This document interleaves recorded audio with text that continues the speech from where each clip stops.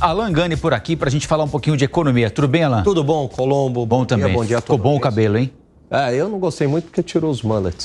Foi a sua marca, né? Mas enfim, tomara que cresça rápido. Esta semana será realizada em São Paulo a primeira reunião de ministros de finanças e presidentes de bancos centrais do G20. 27 delegações confirmaram presença. Qual é a relevância dessa reunião? O que é que eles podem discutir de importante? Mais cedo a gente falou aqui, né, Gani, uma tentativa de facilitar a circulação de dinheiro para investimento entre as 20 maiores economias do mundo. Só lembrando, antes do Gani, que o ministro da Fazenda, Fernando Haddad, está com Covid. Foi diagnosticado ontem, está bem, mas vai ter de ficar em casa. Algumas reuniões ele vai comandar de maneira virtual e vai refazendo o exame. Assim que der negativo, ele fica liberado para voltar a circular. Pois é, o G20 é muito importante porque representa as 20 maiores economias do mundo e aí há alguns desafios no mundo de hoje, onde esses países, né, e os representantes desses países, as autoridades monetárias vão discutir quais são as soluções para os problemas e os desafios. Entre eles, né, a questão, claro, inflacionária. É verdade que o mundo acabou domando essa inflação no pós-pandemia, mas persiste ainda os riscos inflacionários, então eles acabam discutindo medidas comuns para atacar a inflação. Um outro problema que está aí no mundo de hoje, Colombo, é o desafio do crescimento econômico. Se a gente olhar as principais economias do mundo, né, elas estão crescendo a 1,5%, 2%. A China, no passado, que crescia a taxas de 10%, 12%, hoje ela cresce 4%, 5%. Então, há um desafio também global de como se buscar mais crescimento econômico. E isso tem muito a ver com o envelhecimento da população. Tem cada vez menos gente na pirâmide, né, na base da pirâmide, e lá no topo da pirâmide ela está engordando, ela está alargando, ou seja, cada vez um número maior de idosos, as pessoas estão vivendo mais, só que isso não é força produtiva, né? Então tem todo esse desafio global, ou seja, a estabilização inflacionária, vão discutir medidas para atacar a inflação e medidas ao mesmo tempo que busque o crescimento econômico e, consequentemente, a redução da pobreza. Agora, a gente está num momento de construção de barreiras, de levantamento de barreiras, não é, Gani? Os últimos anos foram assim, especialmente depois da pandemia. De que forma esses ministros do G20 podem fazer esse dinheiro para investimento circular com maior fluidez, se os países estão pensando primeiro em proteger as suas economias, eventualmente de maneira, inclusive, excessiva, eles estão, portanto, seguindo na contramão daquilo que, de fato, está acontecendo na prática, no chão de fábrica, como Não, exatamente. Uma boa pergunta que você colocou, Colombo. Por quê? Porque a globalização, que nada mais é do que tirar as fronteiras entre os países, fronteiras comerciais, econômicas e de investimento, facilitando as trocas comerciais entre os países e os investimentos, acabou trazendo um benefício para o mundo, para muitos países, o que a gente viveu pós anos 2000, aí, principalmente de maneira mais intensa, com redução de pobreza. E agora a gente está na contramão por duas razões. Por uma razão que você bem colocou, aonde as empresas elas querem produzir mais próximas dos seus países, né, das suas matrizes, e não ficar muito longe da sua cadeia de produção. Por quê? Porque durante a pandemia a gente percebeu que com o fechamento, né, o lockdown, muitas empresas se prejudicaram porque tinha lá um fornecedor no outro país, a economia ficou fechada, e aí como é que fazia? Você precisava lá de uma peça para o carro funcionar e não recebia. Então tem esse movimento agora de fazer dentro de casa, né?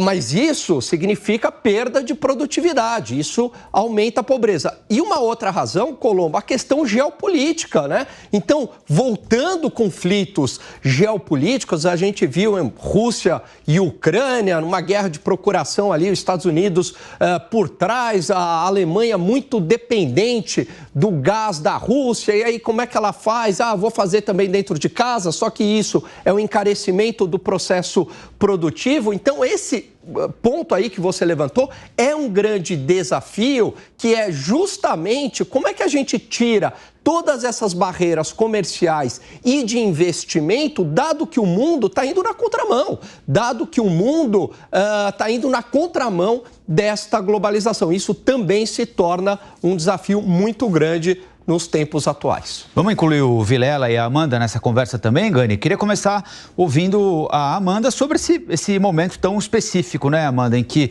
os ministros de Finanças e Economia estão aqui no Brasil para derrubar barreiras num momento em que o mundo dá passos atrás na globalização por inúmeras razões, todas elas muito bem explicadas pelo Gani aqui, né, Amanda?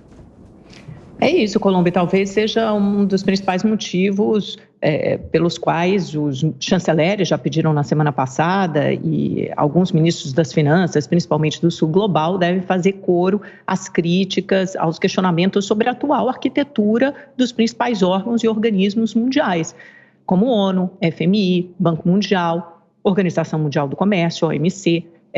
Decididamente, eles não dão mais conta de todas as reivindicações, até porque a gente tem um refluxo, um retrocesso dessa globalização. As economias estão se fechando, elas querem cadeias produtivas que sejam todas feitas em casa, principalmente depois da pandemia. A pandemia já mostrou que o vazio, o vácuo, a falta de determinadas partes dessa cadeia produtiva na fabricação de medicamentos, por exemplo, pode legar um país, os transtornos, as consequências, o prejuízo que isso pode legar a um país. E tudo isso é ditado principalmente pelas os dois grandes centros geopolíticos no mundo hoje, Estados Unidos e China, essa guerra comercial e os países que ficam em torno, né, que são como se fossem satélites dessas duas grandes potências. Agora, essa agenda do G20 terá um marco, uma falta enorme, fará falta a presença do ministro Fernando Haddad, que foi diagnosticado com Covid. Ele tinha uma agenda lotada nesses próximos dias, reunião com ministros de finanças e diretores e presidentes de bancos centrais, todos esses dias, segunda, terça, e continuava aí na quarta, na quinta, tinha uma série de eventos também públicos para participar. Certamente será uma falta notada, até porque o Brasil tem uma agenda, que é a agenda do combate às desigualdades sociais, ao perdão da dívida ou da redução da dívida de países mais pobres do Sul Global, a transição, o próprio tema da transição energética, da produção de biocombustíveis. Então, tem uma agenda que interessa ao Brasil. Certamente ele será representado ali pelo Dário Durigan, pelo Rogério Seron, por outros secretários da Fazenda, mas é claro que o ministro em si faz falta como interlocutor. Eu concordo com a Amanda. Eu vejo que, nesse sentido, é uma pena que o ministro esteja acometido pelo Covid nesse momento agora, porque é uma rara oportunidade que o Brasil tem de tentar construir uma marca durante a sua passagem pela presidência transitória do G20.